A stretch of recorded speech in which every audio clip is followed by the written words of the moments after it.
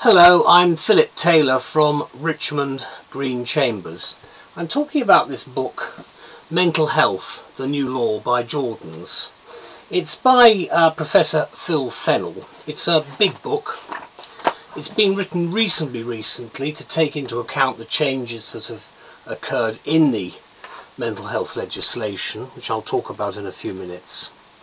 But I'm actually very pleased that this book is available. Jordans have come up in this new law series with some excellent titles. This particular one I've reviewed in a number of different journals and on the internet, and I've said Fennell sets mental health law straight, and that's exactly what he does. What Professor Phil Fennell is trying to do here is to produce just the right book for the sort of courses that I run, looking actually at the various levels of issue within mental health. It's a difficult area of law for many people. It's not one that many have that much understanding of, so it needs to be treated with a high degree of caution and sensitivity, because obviously the powers which are available, and Fennell demonstrates these extremely well, and explains them admirably in my view too, with that sure touch. They're areas which are obviously controversial to a certain extent.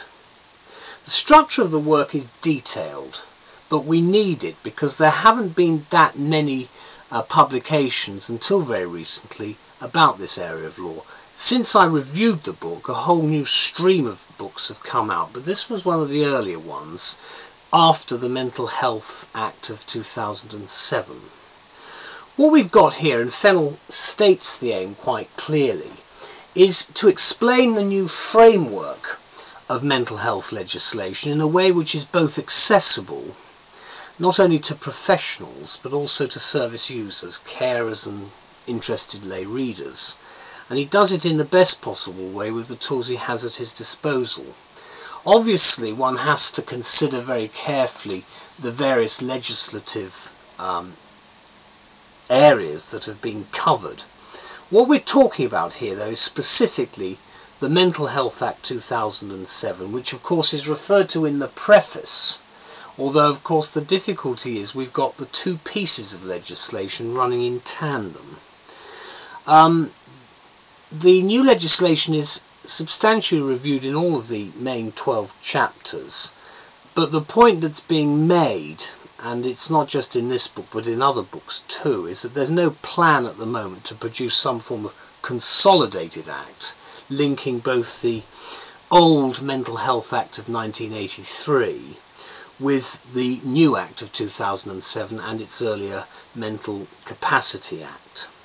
Obviously there are some very useful appendices in the book, and in particular the provisions of Bournemouth authorisations for the deprivation of liberty under the new schedules of the Act are well covered. Obviously we're looking at the moment to see the implementation of much of this legislation, which started certainly in 2008, coming online in 2009. And there will be further implementations, of course, by April 2010. The statutes are covered well, I think, the two main ones, the Mental Health Act and the Mental Capacity Act. And, of course, at the time this was written, we didn't have the codes of practice, which again are now appearing. Its effect, frankly, as a book, is to explain some of the problems of the confusing mess that we've got, but there are many redeeming features which Professor Fennell brings out in the best way he can. As I've indicated, the chapters are structured in a way to make it reasonably easy to understand, if that's at all possible, because there's a lot of cross-referring to different provisions of different statutes. But what we've got is chapter 1 looking at the background and the Bournemouth gap problems, chapter 2 looking at the overview of the Mental Health Act 2007, and then going through the various chapters, getting finally to chapter 9, which looks at discharge and review of the lawfulness of detention by tribunals and courts, something again which I'm interested in. I do teach one of the mental health courses, and this is the book I decided would be the best one for the various mental health courses I run for the Distance Learning Partnership. Certainly what Phil Fennell has done here is he does his best with the subject matter, and he gets full marks in my view for explaining the mess which our legislators have actually created. He writes in the book, he says of the Act, this current one, it marks the intersection between the health system and the criminal justice system. And that's what it does, and he tries to explain it as well as he can. But he does point out, of course, that there's potential for a broadening of the scope of compulsory powers, which sits, frankly, very uneasily with current concepts of human rights. So you see, there is that balancing act all the time. What he's done is he's set mental health legislation as straight as he can, which is what I said in the title of my review.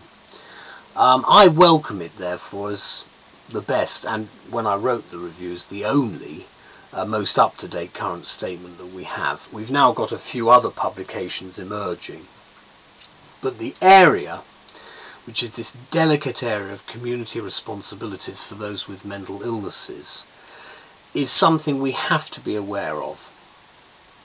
This is clearly an authoritative work, and obviously we, as I've indicated, are not going to have any consolidation, so Fennell has come up with the best that we can probably hope for at the moment. So thank you very much, Professor Fennell and Jordans, for producing this. I know my students will find it extremely helpful. Thank you very much.